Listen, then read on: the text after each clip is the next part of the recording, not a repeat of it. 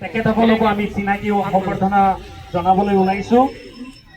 প্ৰথমতে আমি সম্বৰ্ধনা জনাবলৈ ওলাইছো শিক্ষক, শাৰীৰিক প্ৰশিক্ষক তথা এগৰাকী সুনামধন্য পৰিচালক, ফুটবল খেল পৰিচালক মুবাৰক হুছেইন ছাৰ। তেখেতক এটি ফুলাম গামোচাৰে সম্বৰ্ধনা জনাব ৰফিকুল ইছলাম, সম্পাদক স্পৰ্টছ সদস্য, পূব মঙ্গলদৈ স্পৰ্টছ এছ'চিয়েশ্যন। ইয়াৰ পিছত আমি আৰু এগৰাকী পৰিচালক আমাৰ মাজত উপস্থিত আছে, বিনন্দা বড়ো ডাঙৰীয়া। তেখেতক এখনি ফুলাম গামোচাৰে সম্বৰ্ধনা জনাব ছাদ্দাম হুছেইন।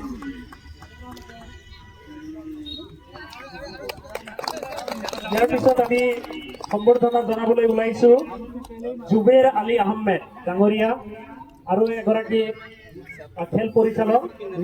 তেখেতক এখনি ফুলাম গামোচাৰে সম্বৰ্ধনা জনাব ইছলামউদ্দিন আহমেদ, সদস্য পূব মঙ্গলদৈ স্পৰ্টছ এছ'চিয়েশ্যন।